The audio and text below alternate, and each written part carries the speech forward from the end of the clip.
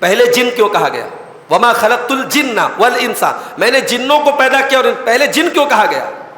مکہ والے جنات کی بھی عبادت کرتے تھے، جنات سے ڈرتے تھے، یہ عقیدہ رکھتے تھے کہ جنات بھی ہماری مشکلوں کو دور کرتا ہے۔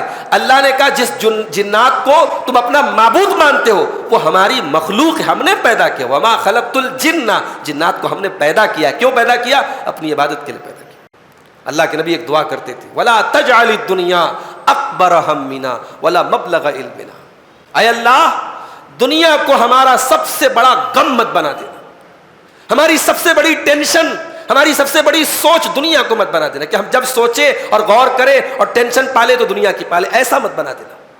ولا مبلغ علمنا، اور ہمارے علم کی انتہا تو دنیا کو مت بنا دینا کہ ہم سوچے تو صرف دنیا کے بارے میں سوچے، ایسا مت بنا دینا۔ یہ کافروں کی سوچ ہوتی ہے، ذالک مبلغہم من العلم، ان کی سوچ دنیا سے شروع ہوتی ہے اور دنیا پر ختم ہو جاتی ہے۔ وَلَقَدْ يَسَّرْنَا الْقُرْآنَ لِلذِّكْرِ، ہم نے قرآن کو آسان بنایا ہے سمجھنے کے لیے۔ فَهَلْ مِن مُدَّكِرٍ، تو کیا ہے کوئی قرآن سے نصیحت حاصل کرنے والا؟ اگر قرآن سمجھنے کی آپ کوشش نہیں کرتے تو دوش قرآن کا نہیں، قرآن تو آسان ہے۔ آج ہم قرآن حکیم کے 27ویں اور 28ویں پارے کی کچھ آیتوں کی تفسیر دیکھیں گے۔ 27ویں پارے کے شروع میں اللہ تعالیٰ نے یونیورس کے بارے میں، کائنات کے بارے میں ایک بات یہ ارشاد فرمائی کہ کائنات کے اندر ایک ایکسپینشن ہو رہا ہے، پھیل رہی ہے کائنات۔ فرمایا وَالسَّمَاءَ بَنَيْنَاهَا بِأَيْدٍ وَإِنَّا لَمُوسِعُونَ، ہم نے آسمان کو اپنی طاقت سے بنایا اور ہم اسے پھیلا رہے ہیں، اس کا ایکسپینشن کر رہے ہیں۔ وَالْأَرْضَ فَرَشْنَاهَا فَنِعْمَ الْمَاهِدُونَ، اور زمین کو ہم نے بچھایا اور کتنے بہترین ہم بچھانے والے ہیں۔ وَمِن كُلِّ شَيْءٍ خَلَقْنَا زَوْجَيْنِ لَعَلَّكُمْ تَذَكَّرُونَ، اور ہر چیز کا ہم نے جوڑا بنایا۔ کائنات میں ہر چیز کا ایک جوڑا ہے۔ چیز کہا اللہ نے، صرف جاندار نہیں کہا، ہر چیز کا ایک پیر ہے۔ جیسے زمین ہے، اس کا پیر آسمان ہے۔ وَمِن كُلِّ شَيْءٍ خَلَقْنَا زَوْجَيْنِ، ہر چیز کا ہم نے ایک پیر بنایا۔ لَعَلَّكُمْ تَذَكَّرُونَ، تاکہ تم نصیحت حاصل کرو۔ تو ہر چیز کا ہم نے ایک پیر بنایا، یہ کہہ کر کے اللہ تعالیٰ نے اپنی توحید کو بھی ثابت کیا کہ مخلوق کا پیر ہو سکتا ہے، اللہ کا کوئی پیر نہیں۔ اللہ اکیلا ہے، سنگل، اللہ کا کوئی جوڑا نہیں۔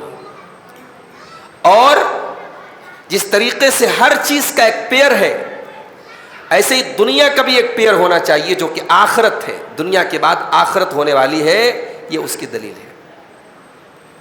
اس کے بعد فرمایا فَفِرُّوا إِلَى اللَّهِ، اللہ کی طرف دوڑو، اللہ کی طرف بھاگو۔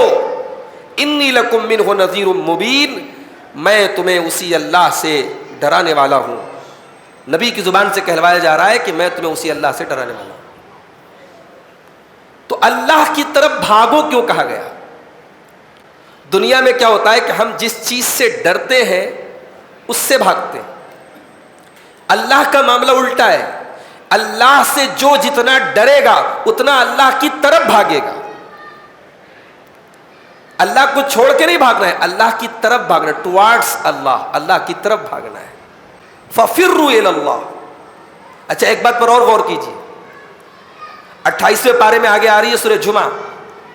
جمعہ کے دن آپ نے نماز پڑھ لی، اب اللہ فرماتا ہے، اذان ہوئی جمعہ کی، یا ایھا الذین آمنوا اذا نودی للصلاۃ من یوم الجمعۃ فاسعوا الی ذکر اللہ۔ جب جمعہ کے دن جمعہ کی اذان ہو جائے تو تم اپنے کاروبار کو بند کر دو اور اللہ کے ذکر کی طرف تم دوڑ لگا دو، دوڑ جاؤ، جلدی کرو۔ اس کا مطلب یہ ہوا کہ جو چیز جو چیز جتنی امپورٹنٹ ہوگی اتنی تیز انسان اس کی طرف بھاگے گا. تو اگر اللہ کے ذکر کی طرف بھاگنا ہے تو اللہ نے کہا دوڑو, اور اللہ کی طرف بھاگنا ہے تو اللہ نے کہا کہ بھاگو. ففروا, بھاگو. اس کا مطلب یہ ہوا کہ کائنات کے تمام راستوں میں اسپیڈ لمٹ ہے. یہ اکلوتا راستہ ہے جس پر لمٹ نہیں ہے. اس پر آپ جتنی اسپیڈ سے اللہ کے دین پر بھاگ سکتے ہیں بھاگیں. اللہ نے آپ کو آزادی دی ہے, اللہ کے دین کے لیے جتنی محنت کر سکتے ہو. یہاں سلو نہیں ہونا ہے, یہاں آپ کی اسپیڈ سلو نہیں ہونا ہے. ففروا الی اللہ, اللہ کی طرف بھاگ جاؤ, دوڑ لگا دو. اس کے بعد اللہ نے جنات اور انسان کی پیدائش کا مقصد بتایا. کیوں پیدا کیا میں نے جنات اور انسان؟ فرمایا وما خلقت الجن والانس الا لیعبدون, میں نے جنات کو اور انسانوں کو اپنی عبادت کے لیے پیدا کیا ہے.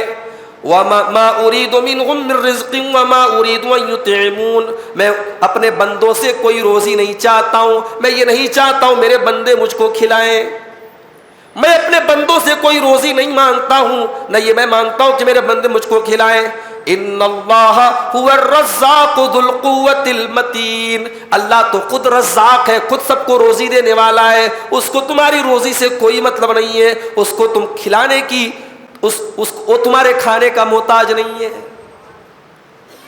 بھئی اللہ نے ہم کو پیدا کیا.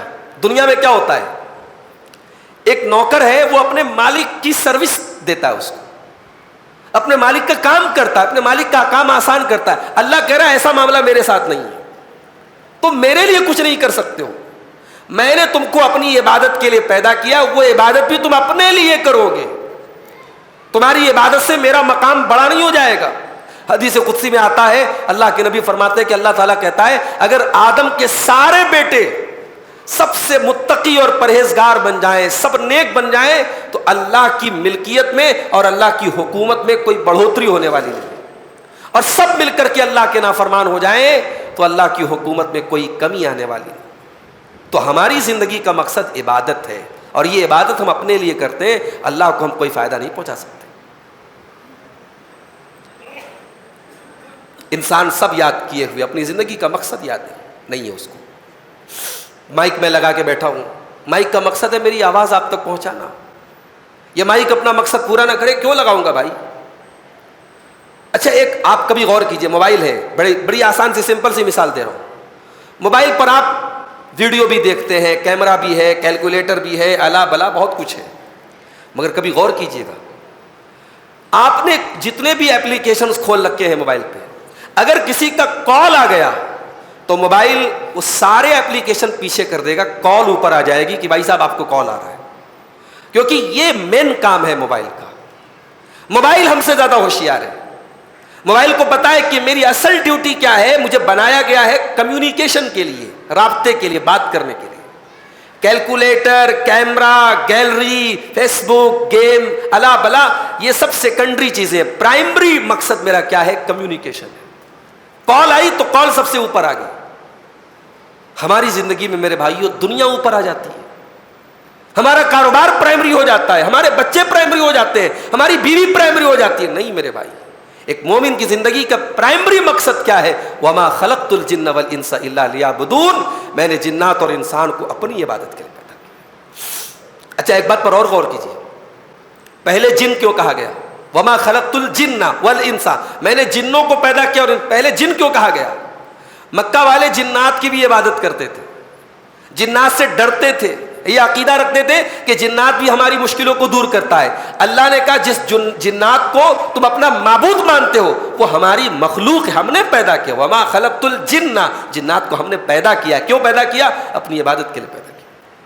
اس کا مطلب کہ جنات میں بھی اچھے برے سب ہوتے ہیں, مومن اور کافر سب ہوتے ہیں جنات میں, جنات میں بھی اچھے برے سب ہوتے ہیں. اس کے بعد سورہ طور شروع ہوتی ہے. سورہ طور میں اللہ تعالیٰ نے بڑی عجیب چیزوں کی قسم ہے طور کی. طور ایک پہاڑ ہے جو وادی سینا میں تھا, جس پہاڑ کے اوپر اللہ تعالیٰ نے حضرت موسیٰ علیہ السلام سے کلام کیا تھا.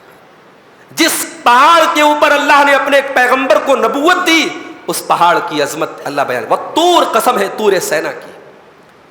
پھر فرمایا وہ کتاب مستور، اور قسم ہے کتاب کی جو لکھی گئی ہے، فی رق منشور، پھیلے ہوئے ورقوں میں، پھیلے ہوئے پیپرز میں، اس کے پیپرز پھیلے ہوئے ہیں، وہ لمبے لمبے پیپرز پر لکھی گئی کتاب ہے۔ اس سے مراد کون سی کتاب ہے؟ بعض علماء کہتے ہیں قرآن ہے، بعض کہتے ہیں لوح محفوظ ہے، دونوں مراد ہو سکتا ہے۔ پھر فرمایا والبیت المعمور، اور قسم ہے بیت معمور کی۔ یہ بیت معمور کیا ہے؟ یہ بیت معمور ساتوں آسمان کے اوپر ایک اللہ کا گھر ہے، خانہ کعبہ کے ٹھیک اپوزٹ میں، ٹھیک اس کے اوپر آسمانی دنیا میں، آسمان پہ ایک گھر ہے اللہ کا، اس کا نام ہے البیت المعمور۔ اس کو البیت المعمور کیوں کہا جاتا ہے؟ معمور کا مطلب کہ وہ آباد ہے، آباد ہے۔ وہ کون آباد کر رہا ہے؟ جیسے دنیا کے خانہ کعبہ کو انسان طواف کرتے ہیں، اس اللہ کے گھر کو فرشتے طواف کرتے ہیں، اور ڈیلی اس بیت المعمور میں 70,000 فرشتے داخل ہوتے ہیں اس کا طواف کرنے کے لیے، پھر دوبارہ کبھی ان کی باری نہیں آتی۔ اس کا مطلب فرشتے بھی ان لمیٹڈ ہیں، ان کی گنتی ہم سوچ نہیں سکتے کتنے فرشتے۔ تو اس گھر کی اللہ قسم کھا رہا ہے۔ پھر فرمایا والسقف المرفوع، اور قسم ہے اس چھت کی جو بہت بلند ہے، یعنی آسمان مراد ہے، والبحر المسجور، اور قسم ہے ان دریاؤں کی جن کو قیامت کے دن کھولا دیا جائے گا۔ فرمایا ان عذاب ربک لواقع، اے میرے بندوں میں اتنی بڑی بڑی چیزوں کی قسم کھا کر کے کیا بات کہنے جا رہا ہوں؟ ان عذاب ربک لواقع، تمہارے رب کا عذاب آنے والا ہے، تمہارے رب کا عذاب ہو کر کے رہے گا، ما لہ من دافع، اور کوئی اس کو روکنے والا نہیں ہوگا۔ حضرت عمر فاروق ایک مرتبہ گشت کرنے کے لیے نکلے تھے، اور کوئی اللہ کا بندہ گھر میں بیٹھ کے قرآن پڑھ رہا تھا، اور یہی آیتیں پڑھ رہا تھا، سورہ طور کی ابتدائی آیت، اور یہی آیتیں جب حضرت عمر کے کانوں میں پڑی، ان کی زبان سے نکلا کہ اے اللہ، تو نے بہت بڑی قسم کھائی اور بہت بڑی بات تو نے کہی ہے کہ تیرا عذاب آنے والا ہے، ما لہ من دافع، اس کو کوئی روکنے والا نہیں ہے۔ اتنا سن کر کے حضرت عمر وہیں سے ریٹرن گھر چلے گئے اور بیمار پڑ گئے، 1 مہینے تک بیمار پڑے رہے۔ یہ آیت نے ان کے دل کو ایسا اپیل کیا، 1 مہینے تک وہ بیمار پڑے رہے۔ ان عذاب ربک لواقع، بے شک تیرے رب کا عذاب آنے والا ہے، ما لہ من دافع، اس کو کوئی روکنے والا نہیں ہے۔ اس کے بعد ایک بات یہ بتائی اللہ نے کہ ایمان والے وتھ فیملی جنت میں جائیں گے۔ بھائی دنیا میں ہم کیا کرتے ہیں؟ عمرہ کرنے جانا ہے، فیملی کو لے کے جاتے ہیں، کہیں وزٹ کرنے جانا ہے، فیملی کو لے کے جاتے ہیں۔ ہم دنیا کی اچھی چیزوں میں فیملی کو شیئر کرتے ہیں، شامل کرتے ہیں۔ کیا ہم نہیں چاہیں گے کہ جنت میں بھی ہماری فیملی جائے؟ کیا باپ نہیں چاہے گا اس کے بچے جنت میں اس کے ساتھ رہے؟ کیا اولاد نہیں چاہے کہ ہمارے ماں باپ ہمارے ساتھ رہے؟ اللہ نے کہا ساتھ میں جاؤ گے، مگر ایک کنڈیشن ہے، والذین آمنوا واتبعتهم ذریتهم بإیمان، جو لوگ ایمان والے ہیں اور ان کی اولاد بھی ایمان والی ہے اور ایمان کے راستے میں ان کی اولاد نے انہی کو فالو کیا ہے، اللہ فرماتا ہے الحقنا بہم ذریتهم، ہم ان کی اولاد کو ان کے ساتھ ملا دیں گے، وما التناهم من عملهم من شیء، اور ہم ان کے باپ کی ان کے ماں کی نیکی میں کوئی کمی نہیں کریں گے۔ کیا مطلب؟ بھائی باپ زیادہ نیک ہے، بیٹا کم نیک ہے، دونوں ایمان والے ہیں، اب باپ کو جنت میں جو درجہ ملا وہ بیٹے کو نہیں مل پا رہا ہے، بیٹا نیچے کے درجے میں ہے، نیچے کے گریڈ میں ہے، اور باپ اوپر کے گریڈ میں ہے، تو اللہ کہہ رہا ہے کہ ہم بیٹے کو اپ گریڈ کر دیں گے۔ بیٹے اور ماں باپ کو اور اولاد کو ملانے کے لیے اللہ یہ بھی تو کر سکتا تھا کہ ماں باپ کو ڈاؤن گریڈ کر دیتا، ماں باپ کو نیچے کر دیتا، بچوں سے ملا دیتا۔ اللہ کہہ رہا نہیں، ہم بچوں کو اپ گریڈ کر دیں گے۔ اللہ اکبر، یہ اس کا کرم ہوگا کہ اولاد اگر ماں باپ کے نقش قدم پہ چلے گی نیکی کے معاملے میں اور ایمان کے معاملے میں، تو کچھ کمی اور کوتاہی بھی ہوگی تو اللہ معاف کر کے ماں باپ کے ساتھ ملا دے گا۔ اللہ ہم سب کو اپنے ماں باپ کے ساتھ جنت میں داخل کر دے میرے بھائی۔ وما التناهم من عملهم من شيء، اللہ کہہ رہا ہے کہ ہم ان کے عمل میں کوئی کمی نہیں کریں گے۔ اس کے بعد جنت کا ذکر کیا گیا، جنتی جنت میں جائیں گے تو آپس میں بات کریں گے، کیا بولیں گے؟ وَأَقْبَلَ بَعْضُهُمْ عَلَى بَعْضٍ يَتَسَاءَلُونَ، جنتی آپس میں ایک دوسرے سے سوال کریں گے، قالوا انا كنا قبل فی اہلنا مشفقین، کہیں گے ہم دنیا میں ڈرے رہتے تھے، سہمے رہتے تھے اللہ کے عذاب سے. فمن اللہ علینا ووقانا عذاب السموم، اللہ نے آج ہم پر بہت بڑا احسان کیا اور جہنم کی گرم ہواؤں سے اور جہنم کی آگ سے ہم کو بچا لیا. انا کنا من قبل ندعو، ہم تو دنیا میں بھی اللہ ہی کو پکارا کرتے تھے. ایک مرتبہ حضرت عائشہ چاشت کی نماز پڑھ رہی تھی. ہمارے نوجوانوں نے پوچھا تھا ایک مرتبہ کہ اشراق کی نماز کے بارے میں بتائیے. اشراق کی نماز اور چاشت کی نماز اور اوابین کی نماز سب سیم ایک نماز ہے. 2 رکعت بھی پڑھ سکتے ہیں، 4 رکعت بھی پڑھ سکتے ہیں. سورج کے نکلنے کے 20 منٹ کے بعد تقریباً اپروکسیمیٹ اس کا ٹائم شروع ہوتا ہے اور زوال کے ٹائم تک اس کا ٹائم رہتا ہے. اس کا بیسٹ ٹائم یا تو آپ سورج کے نکلنے کے 20 منٹ بعد پڑھیے، وہ بیسٹ ٹائم ہے. اور وہ اگر آپ فجر کے بعد اپنی جگہ بیٹھے رہیں اور اللہ کا ذکر کرتے رہیں، دعائیں کرتے رہیں. بھئی کتنا ٹائم ہوتا ہے؟ مان لو ہمارے ہاں فجر کی جماعت جو ہو رہی ہے 5:30 پر ہو رہی ہے اور سورج مان لو نکل رہا ہے 5:45 بجے، آدھا گھنٹے کی بات ہے. آپ آدھا گھنٹہ 40 منٹ بیٹھے رہو مصلی پر، اپنی جگہ بیٹھے رہو اور اللہ کا ذکر کرتے رہو، قرآن پڑھتے رہو. اس کے بعد سورج نکل گیا، 20 منٹ کے بعد چاشت کا ٹائم شروع ہو گیا. اب کھڑے ہو کے آپ نے 2 رکعت 4 رکعت نماز پڑھی. اس کا بینیفٹ کیا ہوگا؟ بینیفٹ یہ ہوگا کہ ایک تو آپ کے بدن کے ہر جوڑ کی طرف سے صدقہ ہو جائے گا. بدن کے اندر جتنے جوڑ ہیں سب کی طرف سے صدقہ ہو گیا. دوسرا بینیفٹ یہ ہوگا کہ پورے ایک حج اور ایک عمرے کا ثواب ملے گا.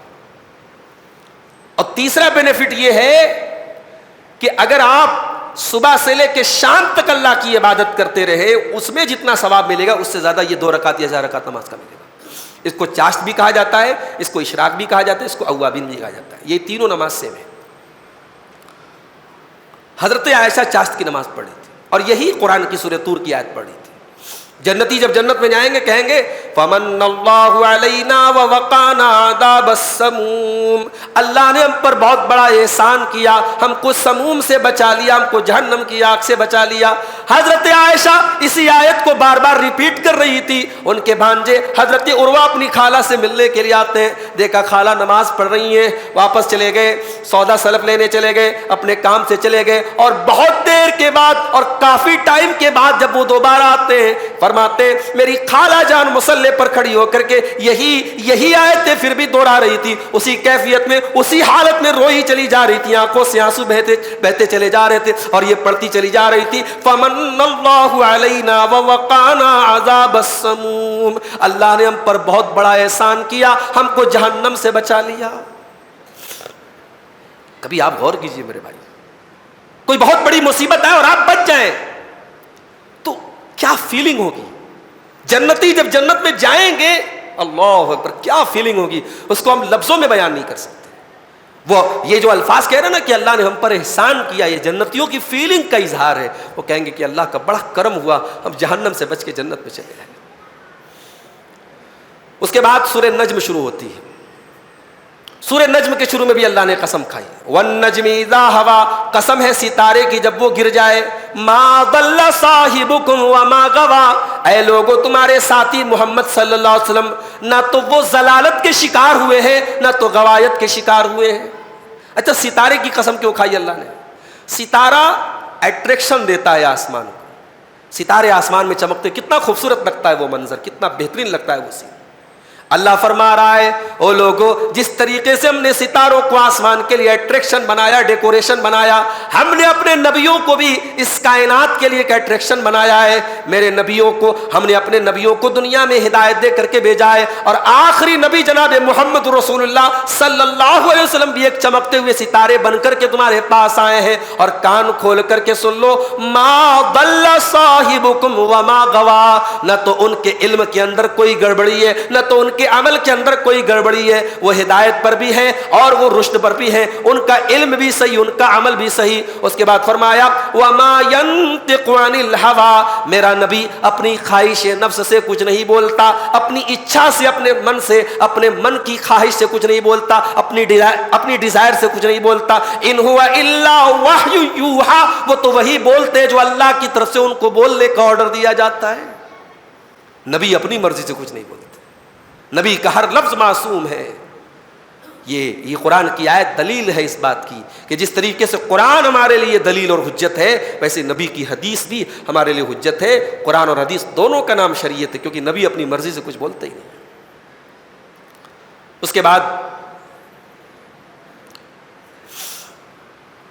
دنیا والوں کے بارے میں ایک بات بتائی گئی کہ دنیا میں کچھ ایسے لوگ ہوتے ہیں جن کے علم کی انتہا جو ہے وہ دنیا ہوتی ہے. کیا مطلب؟ یعنی ان کی ساری نالج شروع ہوتی ہے دنیا سے اور ختم ہو جاتی ہے دنیا پہ. فرمایا فَأَعْرِضْ عَمَّنْ تَوَلَّى، اے نبی آپ اس انسان کو چھوڑ دیجئے جو عَمَّنْ تَوَلَّى عَنْ ذِكْرِنَا، جو ہمارے ذکر سے منہ موڑتا ہے، وَلَمْ يُرِدْ إِلَّا الْحَيَاةَ الدُّنْيَا، اور جس کا مقصد صرف دنیا کی زندگی کو حاصل کرنا ہے. ذَلِكَ مَبْلَغُهُم مِّنَ الْعِلْمِ، اے نبی ان لوگوں کا مقصد تو صرف دنیا ہی دنیا ہے، ان کے علم کی انتہا دنیا ہے. اللہ کے نبی ایک دعا کرتے تھے وَلَا تَجْعَلِ الدُّنْيَا اکبر ہمنا ولا مبلغ علمنا، اے اللہ دنیا کو ہمارا سب سے بڑا غم مت بنا دینا، ہماری سب سے بڑی ٹینشن، ہماری سب سے بڑی سوچ دنیا کو مت بنا دینا کہ ہم جب سوچے اور غور کریں اور ٹینشن پالے تو دنیا کی پالے، ایسا مت بنا دینا. ولا مبلغ علمنا، اور ہمارے علم کی انتہا تو دنیا کو مت بنا دینا کہ ہم سوچے تو صرف دنیا کے بارے میں سوچے، ایسا مت بنا دینا. یہ کافروں کی سوچ ہوتی ہے. ذالک مبلغہم من العلم، ان کی سوچ دنیا سے شروع ہوتی ہے اور دنیا پر ختم ہو جاتی ہے. اس کے بعد سورہ قمر شروع ہوتی ہے. کافروں نے کہا اے محمد صلی اللہ علیہ وسلم اگر آپ یہ چاند 14ویں کا چاند نکلا تھا پورا چاند، کہا کہ اگر یہ چاند ہے اس کو 2 ٹکڑے آپ کر دیں ہم آپ کے اوپر ایمان لے آئیں گے. اللہ کے نبی نے اللہ کے حکم سے ایسے اشارہ کیا اور چاند 2 ٹکڑے ہو گیا. ہیرا کی پہاڑی کے ایک طرف ایک ٹکڑا اور ایک طرف ایک ٹکڑا نظر آیا چاند کا. پورے مکہ نے دیکھا، بلکہ بعض تاریخی روایات میں ملتا ہے کہ دوسرے ملکوں میں بھی وہ منظر لوگوں نے دیکھا چاند کے 2 ٹکڑے ہونے کا. اللہ نے قرآن کی آیت نازل کی اقتربت الساعۃ وانشق القمر، قیامت قریب آ چکی ہے کیونکہ چاند 2 ٹکڑے ہو گیا. چاند کا 2 ٹکڑے ہو جانا، نبی کے اوپر یہ معجزے کا ہو جانا، یہ بھی قیامت کے قریب ہونے کی ایک نشانی ہے. فرمایا وَإِن يَرَوْا آيَةً يُعْرِضُوا وَيَقُولُوا سِحْرٌ مُسْتَمِرٌ، اے نبی یہ تو آپ نے ایک نشانی دکھائی ہے، اس طریقے کی یہ ہر نشانی کو دیکھ لیں تب بھی یہ آپ کی بات ماننے والے نہیں ہیں، یہ تو یہی کہیں گے کہ یہ جادو ہے. وَكَذَّبُوا وَاتَّبَعُوا أَهْوَاءَهُمْ، تب بھی یہ آپ کو جھوٹا کہیں گے اور اپنی خواہشات کی پیروی کریں گے. وَكُلُّ أَمْرٍ مُسْتَقِرٌ، اے نبی ہر چیز کا فیصلہ کیا جا چکا ہے. چاند کو 2 ٹکڑے دیکھنے کے بعد بھی وہ ایمان نہیں لائے.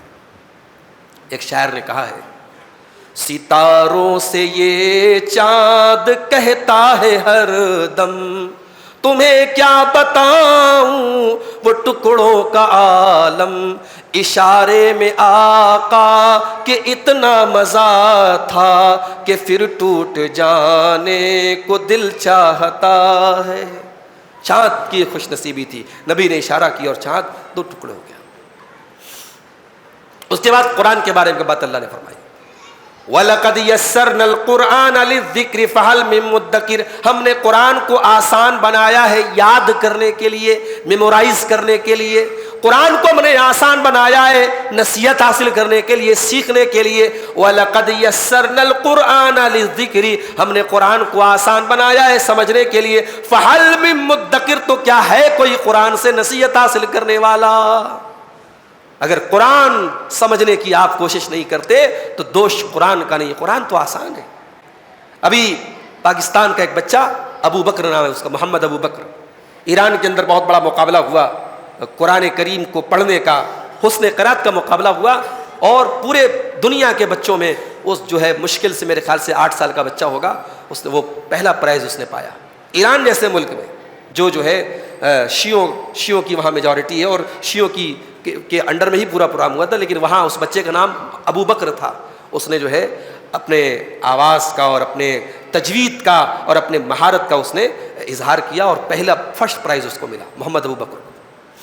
تو 6 سال کے بچے قرآن یاد کر لیتے، ان کی لینگویج نہیں ہے، ان کی زبان نہیں ہے، قرآن کا ایک لفظ ان کو سمجھ میں نہیں آتا، لیکن یہ کمال نہیں، یہ بہت بڑا کمال ہے. وَلَقَدْ يَسَّرْنَا الْقُرْآنَ لِلذِّكْرِ، ہم نے اس کو آسان بنایا ہے یاد کرنے کے لیے، سمجھنے کے لیے، نصیحت حاصل کرنے کے لیے. کیا ہے کوئی نصیحت؟ اور یہ بات اللہ نے 5 بار کہی، سورہ قمر میں 5 بار کہی. آج لوگ کہتے ہیں صاحب نہیں قرآن مت پڑھو، دنیا کی ساری کتابیں پڑھو، قرآن مت پڑھو. قرآن پڑھنا آپ کے بس کی بات نہیں. قرآن سے امت کو دور رکھا گیا، اور میرا رب قرآن میں کہہ رہا ہے قرآن کیوں نہیں پڑھتے؟ قرآن پڑھو، قرآن آسان ہے نصیحت حاصل کرنے کے لیے. اس کے بعد سورہ رحمان شروع ہوتی ہے. سورہ رحمان کے شروع میں اللہ نے فرمایا الرحمن علم القرآن خلق الانسان علمہ البیان. رحمان نے قرآن سکھایا. الرحمن علم القرآن خلق الانسان، رحمان نے قرآن سکھایا اور انسان کو پیدا کیا. انسان کو پیدا کرنے کا ذکر بعد میں ہے اور قرآن سکھانے کا ذکر پہلے ہے. یعنی انسان کی پیدائش اتنا بڑا احسان نہیں ہے جتنا بڑا احسان اللہ نے قرآن کو اتارا ہے، کہ اس کا اتنا بڑا احسان ہے. اس کے بعد فرمایا علمہ البیان، ہم نے انسان کو بولنا سکھایا ہے. ارے بولتا تو کتا بھی ہے، بولتی تو بلی بھی ہے، بولتے تو جانور بھی ہے، کیا فرق ہے؟ انسان کے جیسا کہاں کوئی بولتا ہے؟ انسان بول کر کے اپنے درد کا اظہار کرتا ہے، اپنی خوشی کا اظہار کرتا ہے. اس کے پاس اللہ تعالیٰ نے ایکسپریشن کا ٹیلنٹ دیا ہے، اپنی بات کو کہنے کا ہنر دیا ہے. علمہ البیان، بیان کی صلاحیت دی. یہ کسی اور جانور کو، کسی اور حیوان کو اللہ نے یہ سلیقہ اور یہ ٹیلنٹ نہیں دیا ہے. علمہ البیان، انسان کو بولنا سکھایا. اس کے بعد فرمایا کل من علیہا فان، تمام کی تمام چیزیں جو زمین کے اوپر ہے سب فنا ہو جائیں گی. وَيَبْقَى وَجْهُ رَبِّكَ ذُو الْجَلَالِ وَالْإِكْرَامِ، اور باقی اگر رہے گا تو تیرے جلال والے اور اکرام والے رب کا چہرہ باقی رہے گا، اس کی ذات باقی رہے گی، وہ باقی رہے گا. باقی سب کو فنا ہو جانا ہے، کائنات کی ہر چیز کو فنا ہو جانا ہے. سورہ رحمان میں 31 ٹائم کہا گیا فَبِأَيِّ آلَاءِ رَبِّكُمَا تُكَذِّبَانِ، تو تم اپنے رب کی کون کون سی نعمتوں کو جھٹلاؤ. سورہ رحمان میں اللہ کی نعمتوں کا بیان ہے. کبھی سکون سے پڑھیے گا، بڑا لذت ملے گی آپ کو. کسی اچھے قاری کی آواز میں سورہ رحمان کو پڑھیے، بڑی لذت ملے گی آپ کو.